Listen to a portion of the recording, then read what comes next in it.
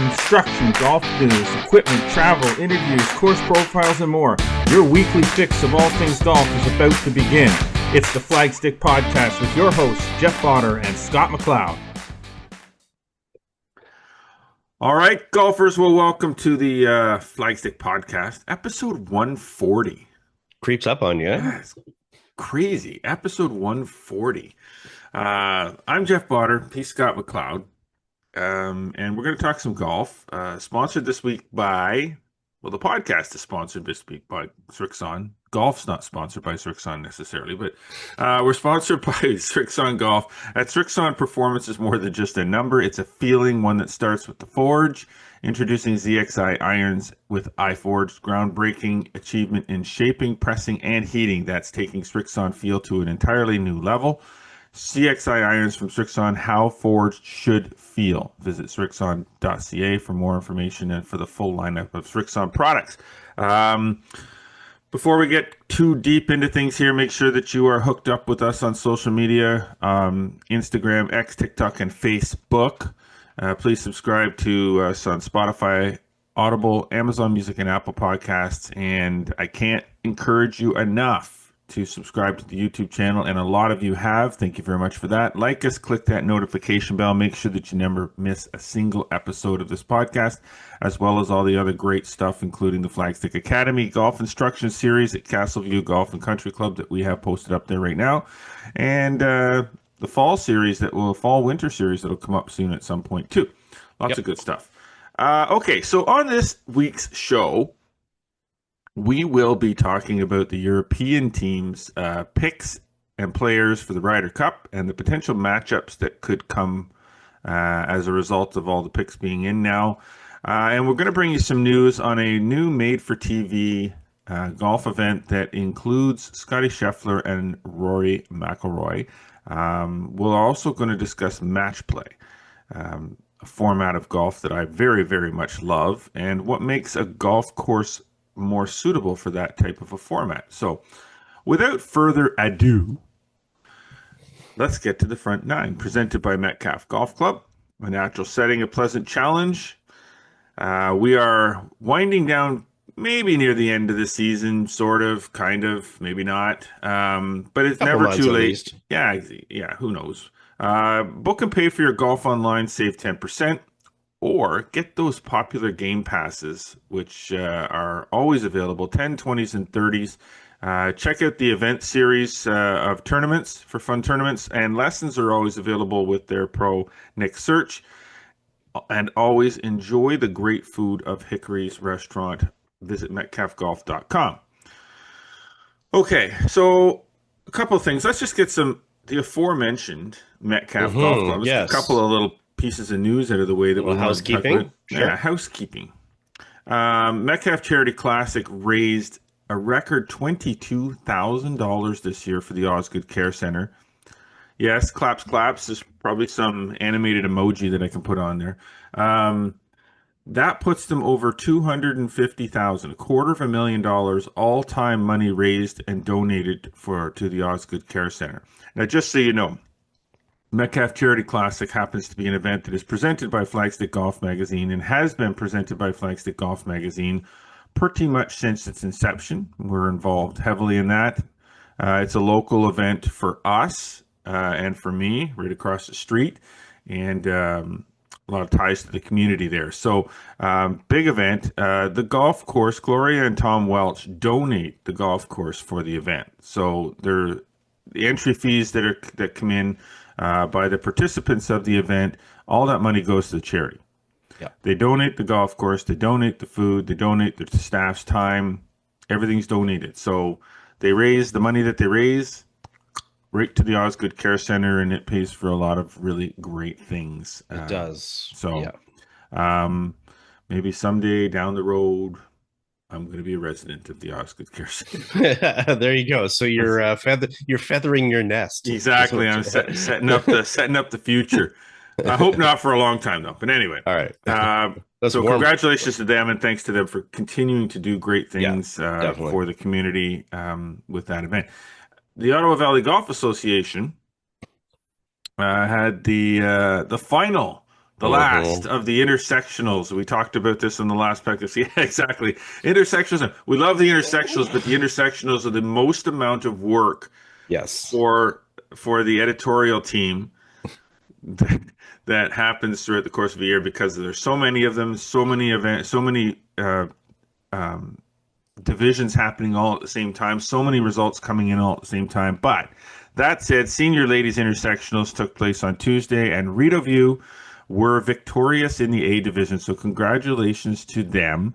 And Camelot will be moving up to A after winning the B. So that's great. If you want to see Yeah. the full results, as always with the intersectionals, visit flagstick.com and you Yes. will find all the results and some corresponding team photos and things like that because that is what we do.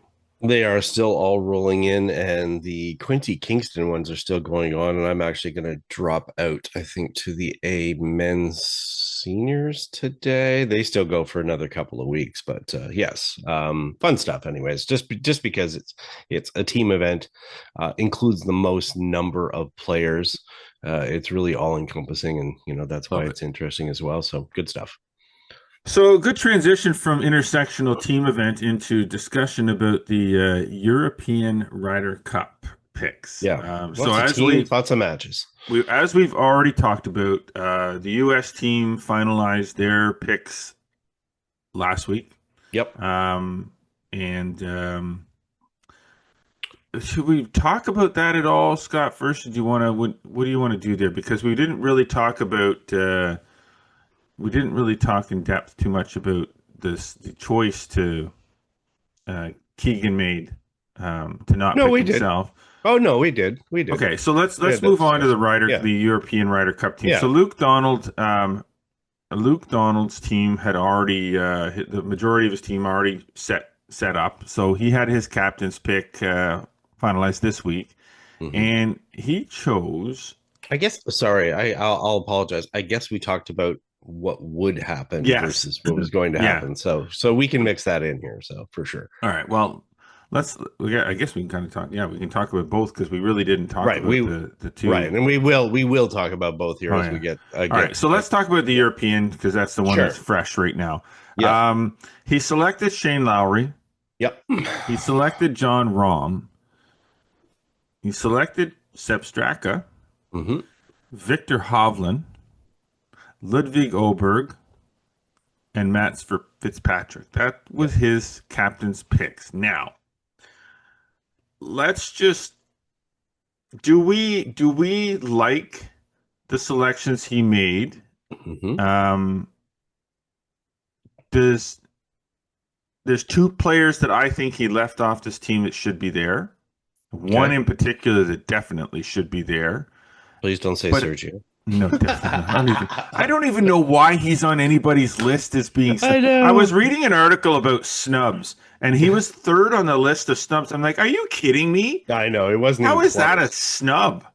Like Sergio Garcia does not belong on the Ryder Cup team. No, that's like saying, oh, our team we're going to select for the Stanley Cup to play this year. We're going to take Jean Beliveau because he was a great player in the Yeah, he was past or snubbed. We whatever. didn't pick him. He was snubbed. Yeah, whatever. So I mean, Um, Aaron Rye, I think was one that, but I mean, there were some things that I guess were faulty in his game. Obviously he hasn't won yet over there, and yeah, but how do not you not take Wallace? I know Matt Like Wallace was probably seriously, Matt like Wallace is definitely the one that that's the probably snub. yeah I agree on that one that and again I think a lot of this unfortunately comes down to kind of records I guess and maybe familiarity is part of the issue or whatever and I think this is a little bit of a boys club and stuff so I mean This one screams boys club, which is it now does now they won. I get it They're rolling but it back a little bit. They're rolling it sure back a little bit because like okay, John Rahm was selected. yep And Terrell Hatton was already on the team. So can't do correct anything about Terrell Hatton. I do not think, and I'm sorry, but I don't think John Rahm should be here. And mm, but I do. Okay, so let me sure explain myself. yeah I yeah for don't sure think that he, from the standpoint of whether he is better or worse than someone who didn't make it, that he should be there. I believe that Wallace's record as a PGA Tour and a DP World Tour player, not a live player, Mhm. playing at that level this year was better than Rahm's. He was higher in the world rankings than Rahm was. Mhm. He participated in big PGA Tour events and played well. He won on the DP World Tour, and Rahm played live. Rahm Mhm. did not have the same level of success in the majors that Bryson DeChambeau had. He didn't No. play his way into a spot like Terrell Hatton and DeChambeau did. So, from the standpoint Mhm. of not being regular players on the PGA Tour, Yeah. now where the argument takes a turn is that John Rahm is a competitor, and He's a, this is a normal thing. If you have a chance to have Seve Ballesteros on your team, right. or Jose Maria Olazabal, or Sergio Garcia when he actually could play golf, and or Yeah. John Rahm, that's that fiery Spaniard kind of thing. They Mhm. just, for whatever reason, when it comes to Ryder Cups, they are invincible, and that is the only reason that I feel that the John Rahm choice would be valid. Yeah. But Well, if you look at, taking and I Sepp think, Straka over Wallace, like there's, or even Victor Hovland, like I don't well, get it. I I just mean, don't get it.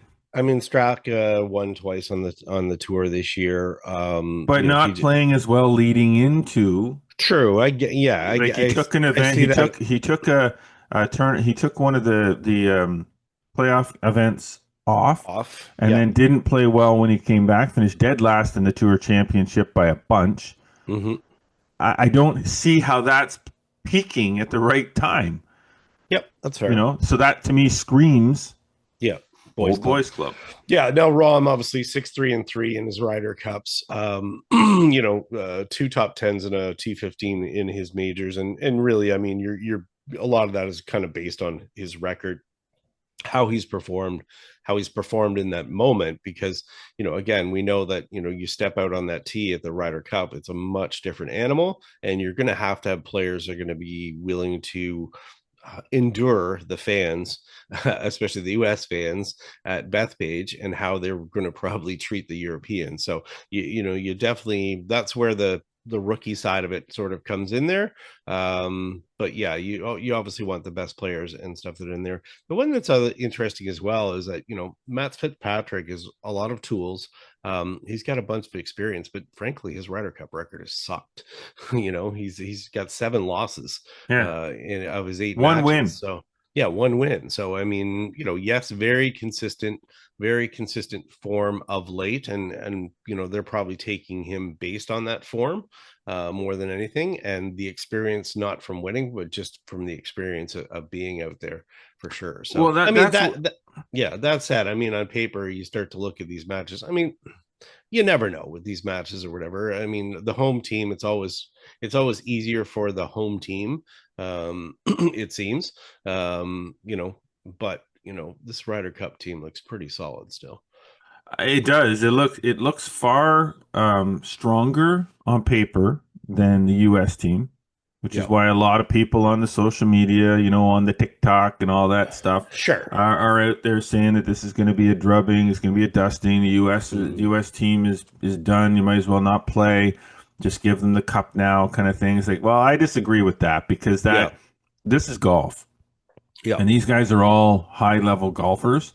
Hmm. Um, do I question some of the choices? Of course I do, but that's my opinion. I'm not Yeah. Luke Yeah. Donald, and I'm No, not no, no. Keegan Bradley. So I Yeah. mean, I don't There's have got the right to say you're wrong, guys. You should have picked right. this guy because No, no, no. what It's an happens if the opinion. U.S. wins and the Yeah. guys that he picked, have winning records in this year's Ryder Cup? Then I look stupid. So, Well, here's um, the thing: whether we look stupid or not doesn't matter. It's just an opinion. So here's the thing: Shane Lowry, although he just missed out, he's probably trending the worst in the mhm. last little while. I mean, him and Sepp Straka are both. If I look in the last 3 months, they have the worst record among the players that are potentially there, and even a player like Harry Hall, Playing hit really well. playing really well, and he's down there in 17th Ryder Cup points, but that's based on kind of a lull late last year, and he's played very, very well. So I'm sure that again, like anything, there's some very hard decisions that are made with these picks, but certainly you have to look at that performance, or at least I would look at that performance in the last 3 months. I mean, I know, and as well, that a player can be great as far as their legacy is Mm-hmm. concerned, but if they're not playing well right now, I mean, the competition is happening a couple weeks from now. If they're not in form, it's not like they're automatically going to find it just because they played well in the past. It doesn't. There's no guarantees there for Well, sure. that's part of the problem that I have with the selection process when it comes to Mm. the way that they structure the points, it being over more than one season. Yeah. I really feel like they should look at the point structure and say, okay, we have a Ryder Cup, and then the next year Hmm. everybody achieves Ryder Cup points. Hmm. But then in the year of the Ryder Cup, then that points that they achieve should either be doubled or they should have less points in the first year and more points because they have to skew it more towards the year that they're actually playing. Because somebody shouldn't be able to pad themselves points the year after a Ryder Cup, then crap the bed the year of the Ryder Cup and still finish inside the top six. Like it Hmm. doesn't that doesn't make any sense. And Yeah. that's kind of where they're at. They're getting guys that played really well the year after the Ryder Cup Correct. that are making the team inside the top six, like someone like Xander Schauffele, Sure. who Because had an extraordinary year the year after the last Ryder Cup, and yeah. then this year has not had quite as good a year. Not a Hmm. terrible year by any means. I'm not saying No. Schauffele shouldn't be there, but if his points were more weighed based on this year, he Hmm. might not be inside the top six. He might be outside the top six, and guys like well, in this case, a guy like Wallace on the European team or Harry Hall might be inside the top six because of how well they played the year of the Ryder Cup. And I think that's what I'm looking for is I want the players that are playing the best the year of the event and especially the last month or so leading up to the event. And the system doesn't favor Well, those players. And well, I then they think don't pick them. yeah, So it's like, I think what you're saying too as well. I mean, when we look at that as far as how they played well, in that first year or whatever right after, well, of course they are. They're trending well yeah. at that point. So you're rewarding again, you're rewarding them for their performance even longer ago. Hmm. Whereas it's like, okay. And especially when it comes down to those critical look, these matches tend to get lopsided. They certainly do. But if it comes down to something that's close, I mean, it's hard to bury a player. I mean, we know that in being involved with some match play events and stuff like that. If you have a player who basically comes to you and says, Captain, I'm not playing well at all. Like, dude, and it's like, okay, well, where do you hide that player? I mean, it becomes a challenge to like, okay, who do we put them against, or do we just sacrifice them? Do we put them out in a match so we know they're going to get killed because they got a player that's playing so well?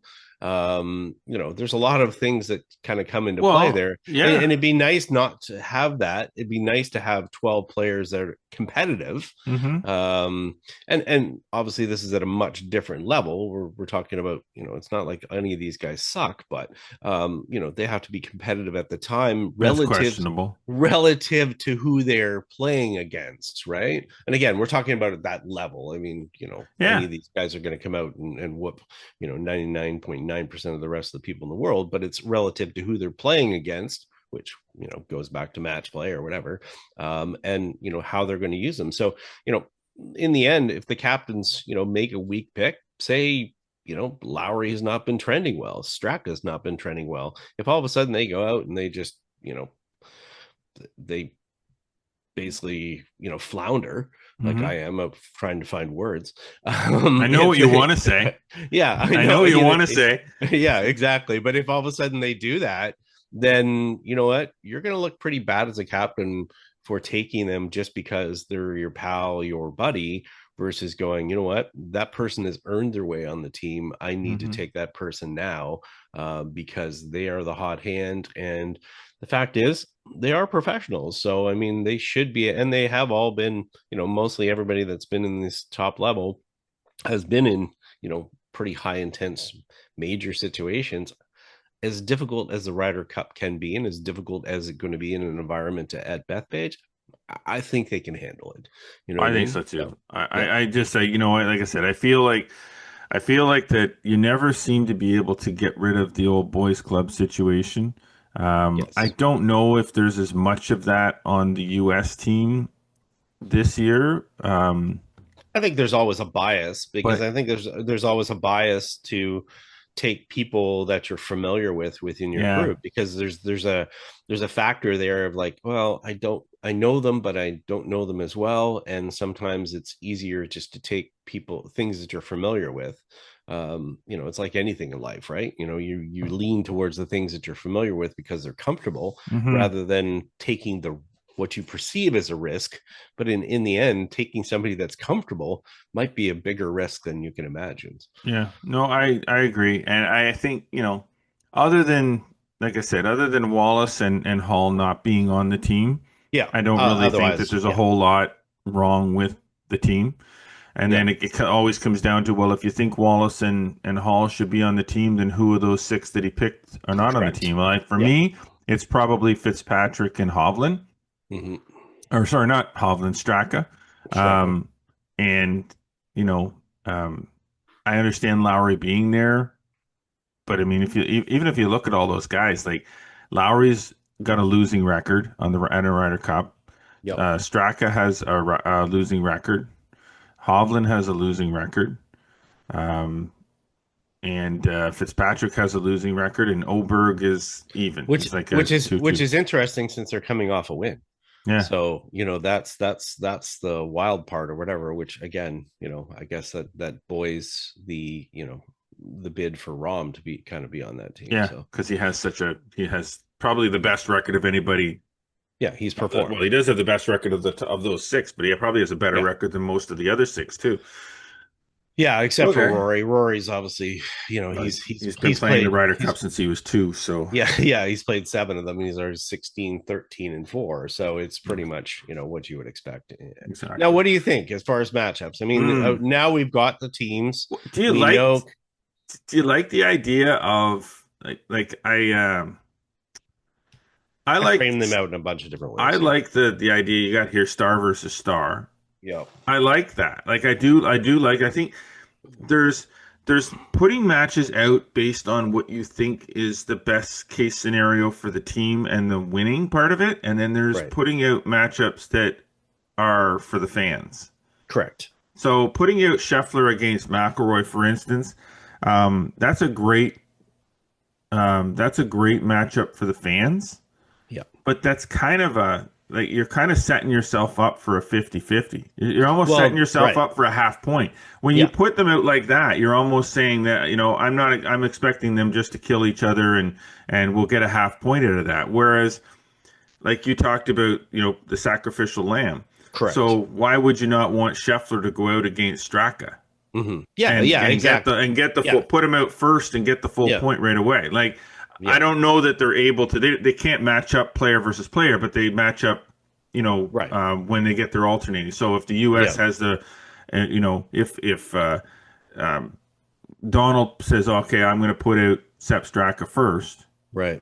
then the U.S. don't have the opportunity to counter who they're matching up. Do they not have to put them in order? Like this is my 1 to 10, this is my 1 to 12, and this is my 1 to 12. Or are they No, actually no. allowed to say, okay, They're, well, I think they're making picks in that. I'd okay, have to like how double we did check it with that the one. Ping Challenge Cup. It's Correct. like we said, okay, this player, and then you Yeah. go, and then I would be Yeah. like, okay, well, I'm going to have him play him, Yeah. and Yeah. then then we'd switch back. So Yeah, I'll double check that one. I should know that one, but whether it's a blind draw or whatever. But yeah, but whatever the case may be, I mean, it's more about us saying what yeah, we no, I like would and I don't would like. love to see that, but I Yeah. think I think if you're trying to get the point, Mm, you don't want that because yeah. you're just 50 And 50ing it. and here's the thing. I mean, I think people get caught up in it, and I saw a couple of people mentioning this or whatever. But in the end, people have to realize it is an exhibition. it's a competitive event, but it's like there's nothing won here but bragging rights, Yeah. really. Besides, money or whatever that each of them gets, but they're not getting more money or less money or whatever. In the end, it's an exhibition showing the best of one side and against the best of the other. So, Hmm. if you want to make this a scripted spectacular, scripted being a weekend scripted by putting who against who Then that to would be a create, President's Cup. well, then it becomes, but again, it becomes, let's create the most attention for the event as possible, but it's become, we have to win. And I get it. It's competition. You want to have these matches or whatever. But I think in some cases, it's hard to avoid having star versus star anyways, because there's obviously top So many players. stars. There's so many stars. Yeah. So you're not going to avoid that. So, but I just thought, some interesting matches, as far as players that are kind of similar. And that's, I think, what star versus star really comes out to be, is you're getting players that have a similar style of formats or thoughts or whatever. And that makes it interesting because they have similar playing styles. Hmm. Versus, well, and I mean, Scheffler, McIlroy might not be similar playing styles, but obviously they're similar as far as their domination in the Yeah. game, and they are the 1 and 2 players in the world. So I think the spectators and fans kind of want to see some of that more than anything. I think that like I looked at your list here, and Yeah, I mean they're pretty good. Like they're if you were doing it matches based on certain criteria that you like that fit, yeah, having Justin Thomas play John Rahm, that hmm, very intense, both of them yeah, very intense. yeah. Which would be fun to watch, and Yeah. I think that's how I tackled kind of looking at this. It wasn't about just score versus score. It was like, what's going to be entertaining as they Hmm. do that, because you know there's nothing worse than watching a match just dull. Well, that would be And Shoffley versus Hovland, but I, yeah, I I know what you're going for there with the ball yeah, striking, but yeah, that's going to be that one's not going to be that one might be a little bit dry, but a good match. yeah, yeah, for sure. Cantley versus Hatton would be oh boy. Uh, that's beyond fiery competition. Those two, considering how quiet Cantley is and how wound up Hatton is, for the two of them to already have some sort of History, yeah, conflict history, yeah. um, like oh my gosh, I'm going to that be would very be. interested to see how the fans treat Cantley, because he's become a little bit of a foil, even with Hmm. among the American fans, based on pace of play and things Oh like my god, that. So, are they going to fully support him, or are I think you? they are. Yeah, I mean they Yeah, probably will. They probably will, but there's obviously going to be some European fans in there that are going to kind of give it to him, and yeah. So we'll see. I mean, I think that's the element yeah, that's for sure. outside of these two teams themselves, is what's going to be the influence as far as the spectators and this golf course, which we'll get to in a little bit here. So Yeah, for sure. um I mean, Bryson Ludwig, what do you think of that?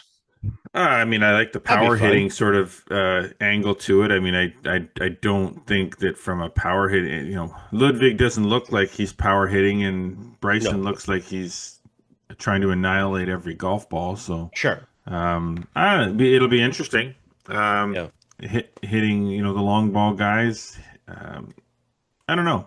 I don't know. There's not a lot of history there between the two of them. It's kind of just a skill versus skill thing, Sure. but makes sense. Yeah. Young and Fleetwood, that one's I like that. that You know, that Tommy one, Fleetwood you might tell be me. might end up being the most liked player at Yes. the Ryder Cup, not on the Yes. U.S. team. I agree. I agree. Yeah. Like, and how do you I not? Like, it's yeah. it's Tommy freaking Fleetwood. Yeah, I think that'll be interesting to see how the fans kind of treat him. And I Mm. thought that would be interesting, especially from that aspect. Cam Young, growing up in the New York area, there's been a lot of discussion about that he's sort of going to have a lot of people in his corner, but at the Hmm. same time, it's like, how can people that are fans of Fleetwood just sort of turn it off for a few days and go for their side, which I'm sure they will, but it might be a little quieter than normal as far as the Yeah. booze or stuff like that. But could be a fun could be a fun one as well. So Yeah, exactly. Now the rookie versus veteran angle, JJ Spawn versus Justin Rose. I mean, there won't be any necessarily any fireworks going on there between the two of them, but no, Justin Rose is a Ryder Cup competitor. Like, yeah. Yeah, seventh. He's making a seventh appearance. So yeah, I think in these ones, when I'm looking at this, I might be trying to polish a turd here with the rookie versus veterans angle, just to kind of give something. Because when you look at somebody like a Russell Henley, yeah, he's not the most dynamic of a person or whatever. So I think you've got to make this interesting from a spectator standpoint. You've got to have something else yeah, from a flair standpoint to make it something worthy of watching. Otherwise, you're like, okay, bring Fleetwood Young back, or bring Rory yeah. Scheffler back. I don't want to see these. And what will be interesting as well is, we're talking about the one-on-ones here. It's going to be interesting to see what the Team. what the teams look like, and who the captains choose to be paired together. Not only who they're playing against, but the mix of those players as well, and Mm-hmm. what that's going to look like, which we could discuss. We'll probably discuss it Yeah, we'll more. carry this. We're going to carry this conversation into the Yep. back nine a little bit because there's a few more things we want to talk about and some, you know, it's Yeah. one of those weeks where we have a lot to talk about. So Yeah. why don't we just halt ourselves there? We'll Sure. take a quick break, and then when we come back in the back nine, we'll finish this conversation. We'll talk about match play, and we'll talk a little bit about this made-for-TV event coming up with Scheffler and McIlroy. So stay with us. We'll get right back at you. You are listening and watching the Flagstick podcast with Jeff Botter and Scott McLeod. How do you forge pure? With more pressure, more precision, more focus, more control. ZXI irons, pure forged, pure Srixon. All right. Well, we are back. We are back here on the Flagstick podcast with Jeff Botter and Scott McLeod, and we're going to continue our Ryder Cup conversation here on the back nine, which is presented by Falcon Ridge Golf Club. With 27 holes of fun and challenging golf at great rates, Falcon Ridge Golf Club is a golfing experience that you should not miss. Don't forget, Falcon Ridge has built the first TrackMan range facility in Eastern Ontario. TrackMan Range, all about exciting, easy-to-use features that provide ultimate range experience for every golfer at every level. That's practice games and virtual golf. To book tee times or to book one of the TrackMan range bays, visit falconridgegolf.ca. And also, and remember that now is the fall, and Falcon Ridge is offering their memberships for 2026 now. Buy them now, and you get to play the rest of 2025 absolutely free. So get a little bit the bonus months, like we talked about earlier. There are a couple of months longer maybe to go in the golf season before courses start shutting down. So if you get your membership now, you're going to get an extra couple of months of golf at the end of the season. Good deal. Good deal. I like it. Okay, so let's continue our conversation about the Ryder Cup. We were talking about pairings and we were into the rookie stuff. So, we talked about, possibly the only one we didn't mention was Morikawa versus McIntyre again. Rookie versus vet. I think McIntyre would smoke Morikawa right now, but that's that's neither. There's your sacrificial lamb, I suppose. Could the way be. McIntyre is playing right now, the way he's putting. Albeit rookie in the Ryder Cup, big stage, Bethpage Black. I've seen some emotion out of him that maybe, he might not be able to handle the pressure. Could have the Colin Montgomery rabbit ears a little bit too much, maybe. Yeah, I don't know, He's kind of got that similar kind of swing, only left-handed too, That kind of loosey-goosey. Yeah. I'd be more worried about the brain than the swing. So as far as hearing the spectators and them getting on, and I mean, this is a guy who worries about drones sometimes. Well, Great guy. He was a little rattled when he played head to head with Scheffler. Mm-hmm. Exactly. And kind of fell apart because they were chirping him, and that wasn't even Bethpage Black. Yeah. You get a New York crowd out of Bethpage Black in a Ryder Cup. Whoo. Your skin might want to be a little bit thicker than that, my friend. Might need to so that might be, that might end up being honestly one of the great equalizers in this. When we look at the record, we look at the players, and we look at the fact that on paper the European team probably should win again. But then you add in Bethpage Black and a New York crowd. Whew, there's a lot of players on the European team that are Could get not rattled. emotionally stable.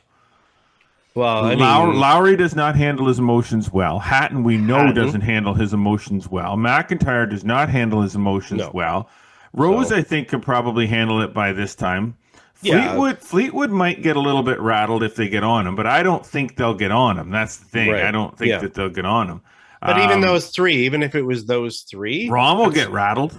that's more than enough to flip a match. Yeah. More than I enough to think flip that the might be entire the matches. that might be the 13th member of the Ryder Cup team right now. There is the crowd, because I mean, I think that's a pretty obvious one going in there for sure. And I mean, yeah, it's definitely going to be some of the narrative. It's going to be a lot of the narrative. yeah.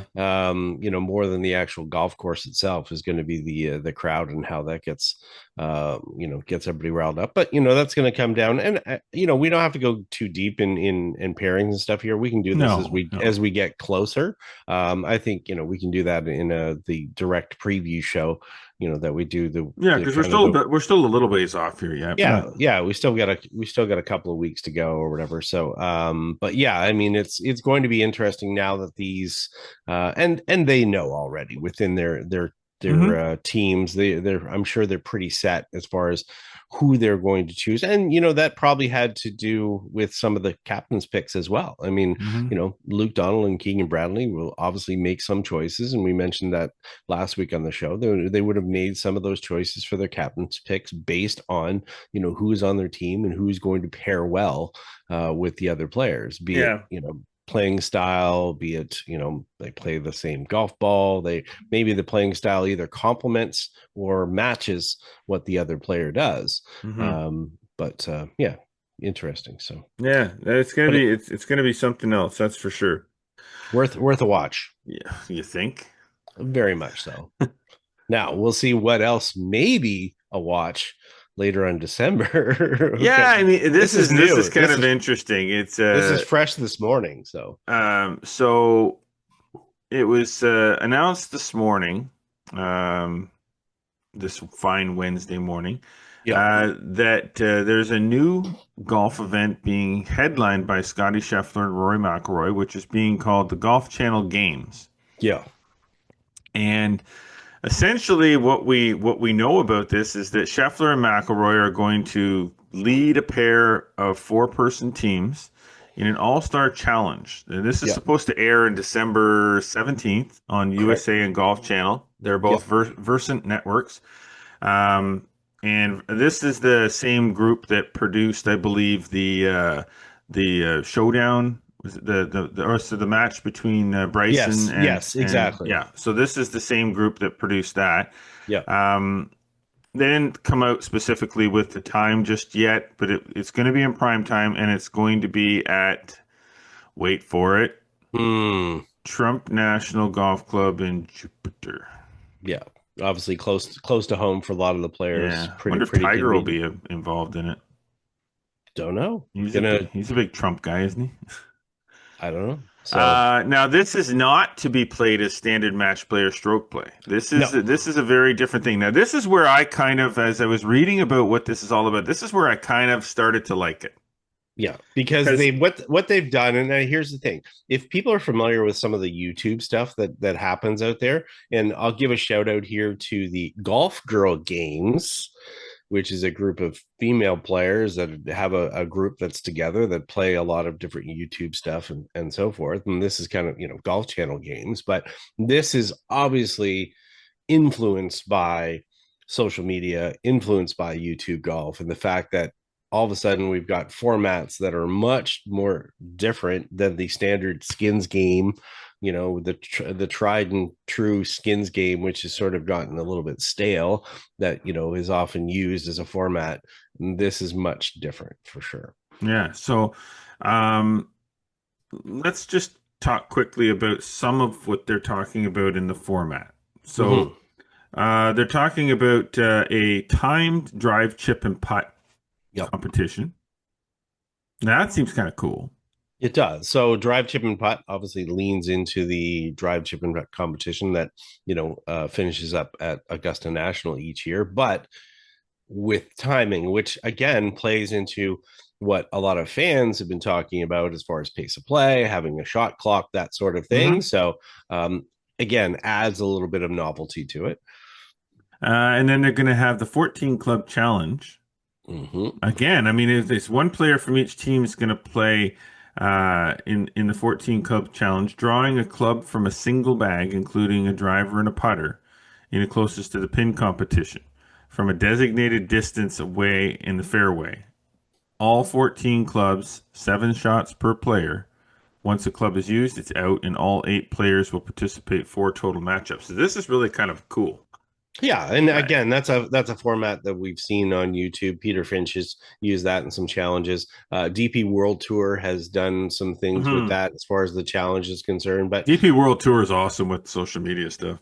Yeah, but again, it's something interesting, something different, something to really show off the skills of the player rather than just what we see week in and week out. Yeah, and it's I can see where they didn't want to just have another match or another showdown, because I mean, frankly, that kind of stuff is starting to get a little bit boring. Well, it's just not going to get eyeballs. Not these days when there's so many options for people to watch regarding golf, and that means things that are on social media and YouTube as well. So they have to do something different. Now there used to be this. So the other thing they're going to do a time shootout. It's basically a 4-player alternate shot on 3 holes. The goal will be to finish with the best score in the shortest amount of time. Yep. And then a captain's challenge where Scheffler and McIlroy will hit from predetermined locations. The shot will include like a 100-yard wedge shot, 50-yard pitch, bunker shot, greenside shot, 50-foot putt, etc. The lowest total distance from the hole wins. So again, but what's cool is there used to be a skills challenge competition like this a while ago, like quite a while ago, where they had different players from, I think it was LPGA Tour players that were part of it.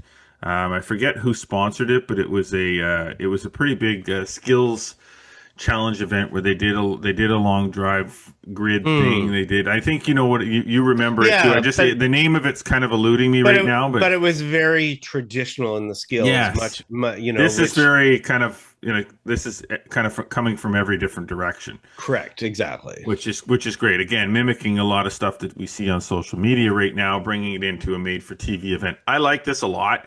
I do too. I think it's something that I'm more likely to sit down and watch something like this than I am to sit down and watch the TGL stuff. Yeah, I think you're right. I mean? Because again, the TGL really just comes back to, taking the outdoor game indoors, and it's really a very similar format. And it's boring. And it becomes boring. Whereas it's like, okay, you know what? Maybe if TGL had kind of taken on some of these elements, this would have been good, because you could have done this inside quite easily. Correct. They might have hit a little bit more of a jackpot with it here. So I think it's interesting, but I think it's interesting in a couple different ways, because I'm starting to think in my brain, it's like, what is this going to prompt as far as among, average golfers, and how they see this format, and how they are more accepting of maybe some alternate formats for themselves for tournaments or competitions or social events. Like, is there potential here for a carryover to we start to think about YouTube, and we start to think about a break 50 challenge that happens with Bryson. And we already are starting to see more of that creep in with other people trying to copy it and mimic it and so forth. But are we going to start to see more tournaments at courses and stuff that could take and take into account some of these different things? And some of these formats, and because they become, we'll call it, accepted as far as, well, the tour pros are willing to do it, then it's not goofy for it could be the flagstick games, whatever the case may be. You know what I mean? So the thing is, it provides opportunities or openings for other operators to look at doing different formats to make things interesting. And again, this is important because as we look at the traditional audience and how it's changing in the game of golf, there is interest in other formats rather than the traditional, it's either stroke play or it's a scramble or it's whatever, where else can you take the game as a platform? I mean, in the game, overall, golf is just like it's like a potato. You can do a lot of things with it. Yeah, So it's just a matter of being willing to go and do something with it. And once it gets accepted that you can do it and pros are willing to do it, the best pros in the world, then, it becomes a little bit more attractive, I think, to the amateur golfer. yeah. No, I like it a lot. I like it. I think this is a good format that has a lot of expansion and spin-off capabilities, and I think this is a smart move. The other last thing about it is that, it also has a lot of capability as far as social media programming, because it's a lot easier to clip out and show small elements of this from a promotional standpoint than it is a traditional round where somebody just hits a good shot from 60 yards. There's a lot more to this as far as from a marketing standpoint. So I think it's well thought out, and the fact that they got Rory and Scheffler involved is great. McIlroy already has a relationship with the Golf Channel, and I'm sure there was enough dollars to entice Scheffler, and we'll be interested to see kind of who else is on these teams. Yeah, exactly. I mean, okay, so we look forward to seeing that. Now, we have the Walker Cup coming up this week. We got the Ryder Cup coming up. Yep. And of course, we got the Ping Challenge Cup coming up. We do. Yeah. I'm working some scheduling issues on that right now, but I bet you are. Right now, it's not looking great, but I'm trying to fix that. Okay. So the question we have is, what makes a golf course more suitable for match play than others? And this is a good question because there are golf courses that just don't set up well for match play. Just as there's golf courses that don't set up that are more suited to scrambles than other golf courses. But there are golf courses, particularly, there are some golf courses that just don't really work well for match play, and there's golf courses that are ideal. So what makes a golf course, what elements of a golf course make it more suitable for match play than others? I mean, that's a really good question. Yeah, and I think the big thing here is realizing that, the play is different in the fact that we're not talking about a total score. We're talking about a competition where there is a something decided on each hole. So as a result of it, it's about the short game, not the long game. You get to the long game in the end, as far as the overall total score. Excuse me. But not a lot of people play match play, and I know I have this discussion a fair bit with some people, because I'll mention a particular course and I'll say, "Ooh, that's a really good match play golf course," and they'll go, "Oh," and you'll realize quickly that they don't really play much match play. But once they get a feel for it, they begin to understand that more, and they look at golf courses through a much different lens. Instead of looking at a golf course that is, kind of very straightforward, just long, and all the holes are the same length, and they those are the golf courses that don't lend themselves well to match play. When all of a sudden we see a golf course that, all the holes are pretty much the same, it's got 10 420-yard par fours that are trying to play straight away. You're hitting the same clubs into each of them, wide fairways, low amount of risk, and that's the ones where we start to look at golf course going, but what makes the golf course a little bit more attuned to it? And I mean, one that we mentioned there right away, you mentioned the Ping Challenge Cup. Well, a course like Smugglers is a good example. And we have other ones.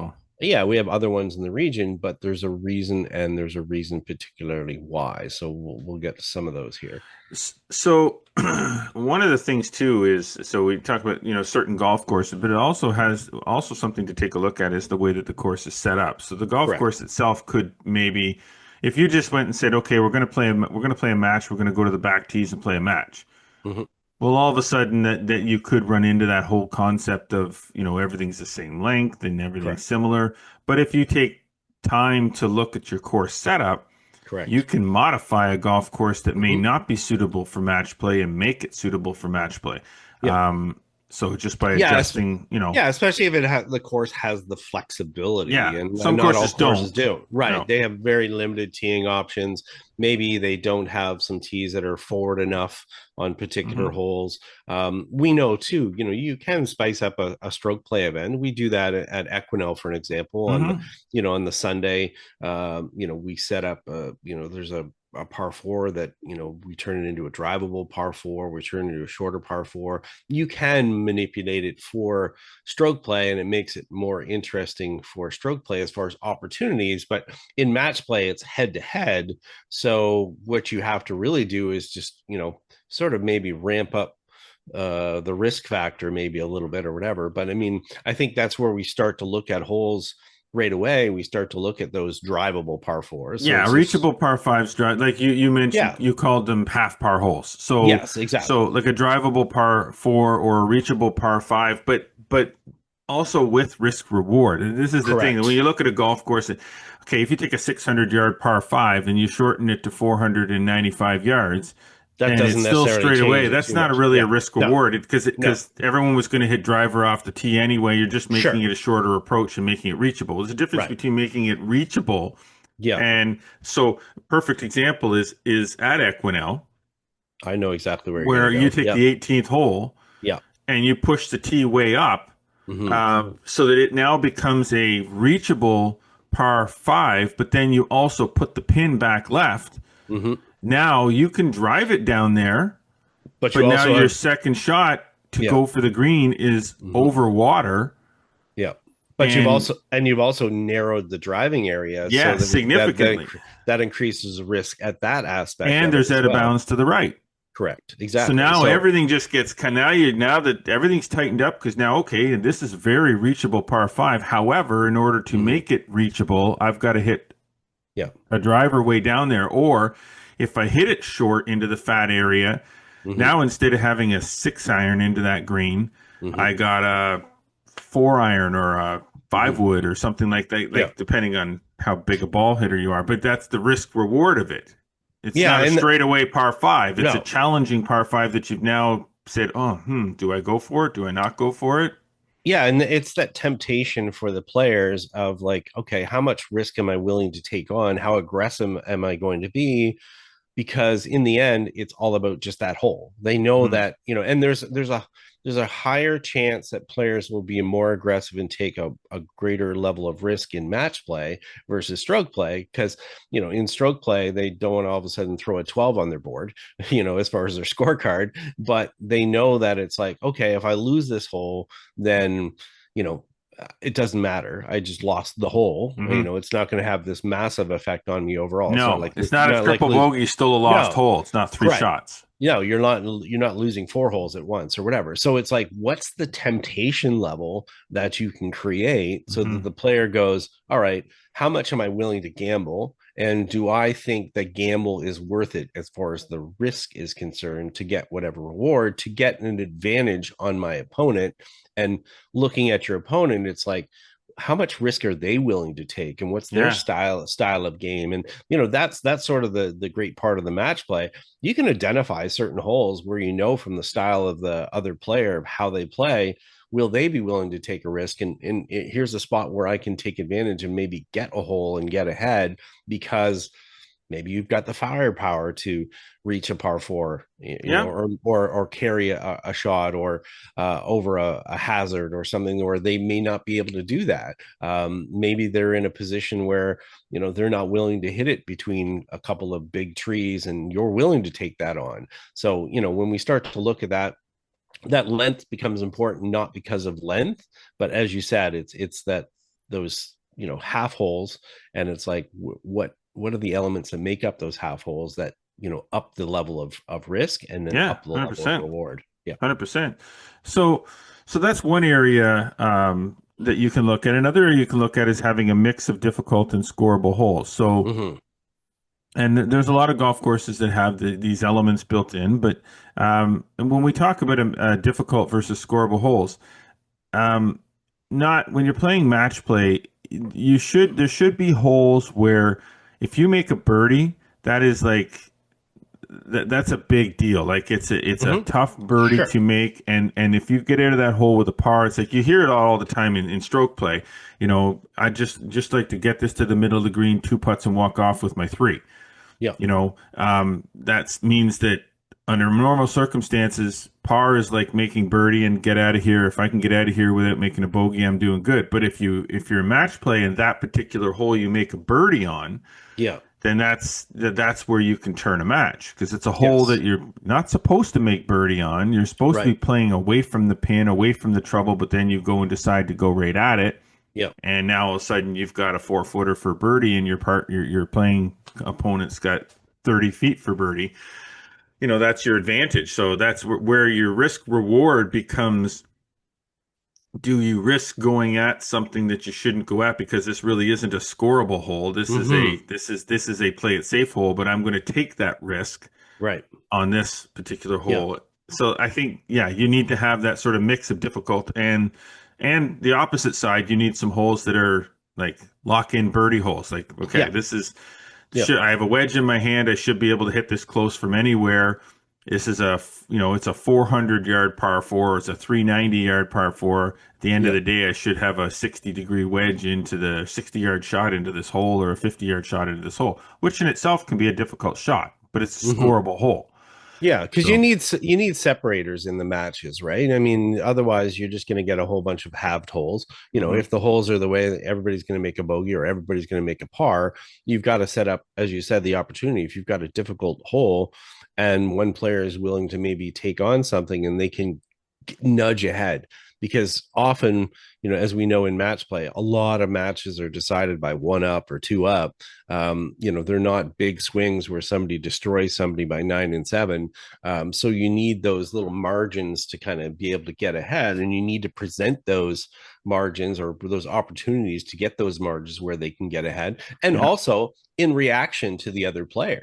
So as you said, if you've got a difficult par four and the other player happens to hit their approach in first, and it's a long par four, for an example, and they hit their approach to like 35 feet and the pin's tucked over to the right side, and you're going, well, you know what?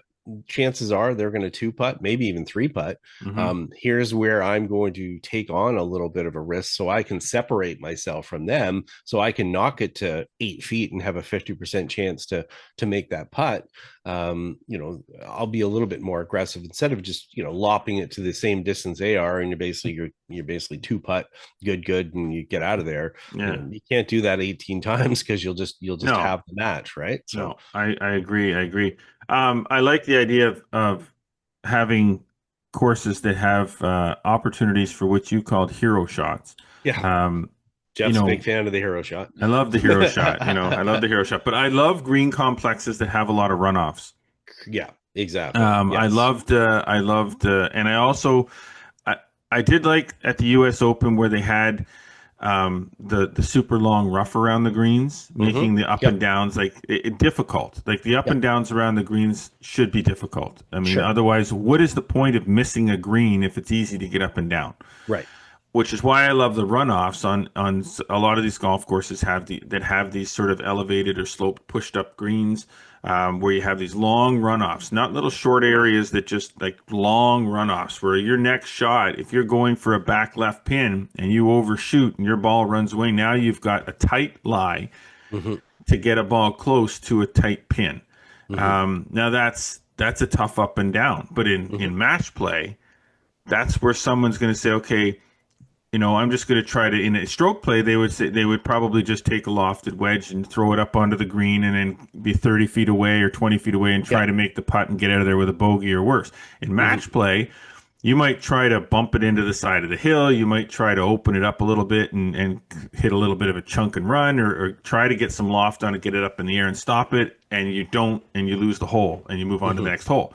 That's what's so great about match play, is that all of these things can happen throughout a round of golf where you can royally screw up one hole, Mm-hmm. and it's only one hole, and you can come right back and birdie the next hole, and the match is halved again, or you gain back that difference. That's why match play is so exciting, because it allows people to golf one hole at a time, Right. and not think of the bigger picture of I'm 3 shots back, I'm 2 shots back, I'm 4 shots back. Like And- it just Yeah, and that's why the canvas of the golf course is so important to have for that match play to set up those opportunities. I mean, Mm-hmm. you think of a green complex with, lots of backboards, or, opportunity to spin a ball back down into a hole that's, into a swale or whatever, if you hit a creative shot, or take on the risk of that creative Mm-hmm. shot, that maybe it hangs up and doesn't Yeah. get back down there or whatever. But if you're willing to take on that and try that shot, Yep. you get that reward for it. Whereas if the other person is a little bit more timid and they've gone first, and they've kind of left it further away, and you're like, man, I'll take this hero shot and I'll kind of go for it. Yeah. Then you get the reward for it. You can get the win on that particular hole, and you can Yep. get that advantage, right? So yeah, you want to see them do that. And I we've covered lots of matches in 3 decades of covering Mm-hmm. golf, and it's seeing golf courses that present those opportunities, and watching the golfers take on those opportunities, whether it's a spectacular fail or Yeah. a rousing success. That makes it much more interesting. And if a golf course is just super flat fairway with flat greens with no real hazards, and yeah, exactly, and then it's just a yawn fest, it's like, okay, I just want to go to the next hole, because there's nothing dramatic that is going to happen Yeah. here that is prompted by the golf course. If it comes down to just the players playing, then you lose that element for what is there. You lose the theater of it, Mm-hmm. and you kind of need that for sure. So So you mentioned the word dramatic, and I will say this, if this to be our final point, maybe or not, but unlike stroke play, so in stroke play where everybody comes to 18, right. so we like the idea of those, our last three holes, Mm-hmm. particularly our last hole, having the biggest opportunity for the biggest theater. Like everybody's around there. It's a par five that's reachable in two, or it's a par four like Bay Hill over water with that Yeah. slope from the back down to the front. If you catch it the right way, you can get it close. If it gets hung up, you got like a tiger like dramatic finish there at Bay Hill. In match play, we don't want that stretch to be at the end, because a lot of matches end before the 18th. Correct. Now, at the end of the day, if a match goes to 18, you got that dramatic finish, fine. But more often than not, those matches are going to end earlier. So you want Yeah. that to happen through, holes 14 through 16, Yeah. as opposed to, or 13 through 15, but more Yeah, so exactly. you don't want to wait till the end of the round. So you got that best string of holes happening where you can create that drama Mm-hmm. somewhere near the end, but not at the end. Mm-hmm. Yes. That's having that get like, I think, I'm not sure what hole it is, but at the Belfry, 10. is it 10, the drivable Yep. par four that kind of you go Correct. straight out up the fairway, Yep. or you go over that's an awesome So risk reward par it gives four. you that opportunity as you're starting that back nine, is like, I'm down. Do I Mhm. take a little bit more risk? And players will have a tendency to take more risk earlier on, because they think, Yes, oh, I've they got can some other recover holes. from it.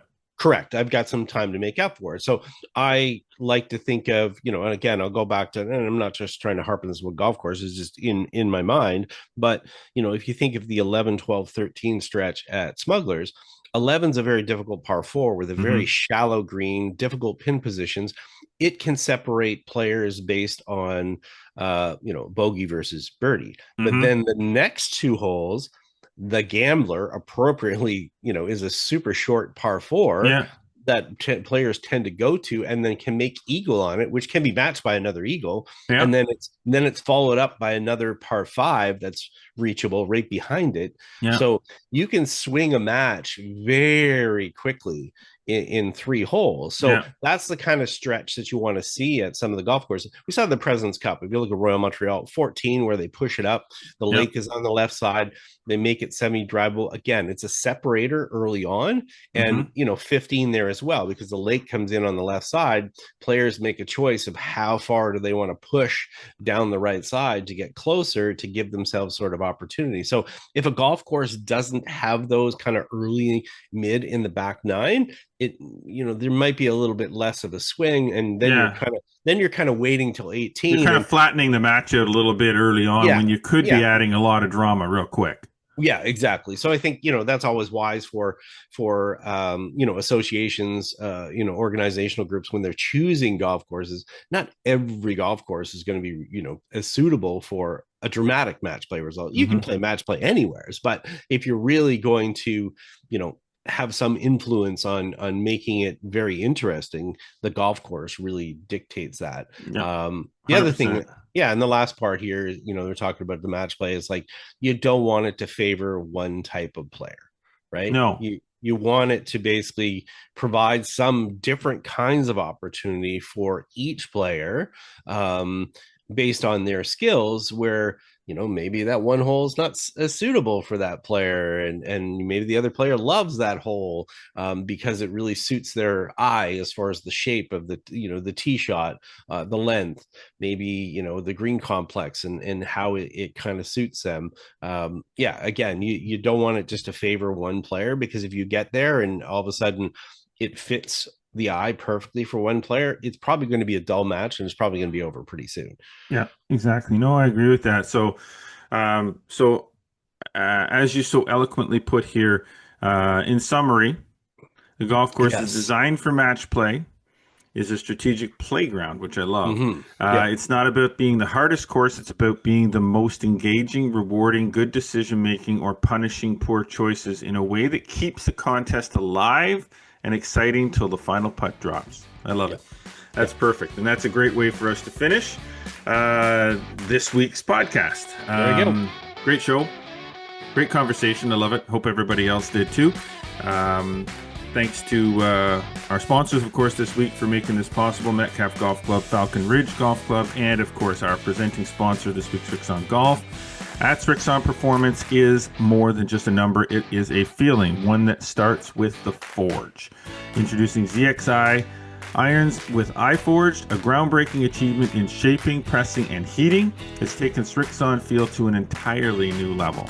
ZXI irons from Srixon, how forged should feel. Visit Srixon.ca for more information and for the full lineup of Srixon products. Well, certainly do hope that you've enjoyed this week's podcast, watching it, hearing it, wherever you so choose to partake. Be sure to follow us across all of our social media networks, of course, Instagram, X, TikTok, and Facebook, and subscribe on Spotify, Audible, Amazon Music, and Apple Podcasts. Don't forget the YouTube channel. Like us and click that notification bell. Make sure you never, ever miss a single episode. And, of course, get over to flagstick.com. That is where we have amazing golf content delivered there every single day. And be sure to subscribe to the Flagstick Digest newsletter. Do not miss anything. That is sent directly to your inbox 3 times a week, free of charge. So subscribe on flagstick.com to that. Well, as always, we do appreciate you tuning in. But until next week, I'm Jeff Botter. I'm Scott McLeod. Always remember, go for the stick.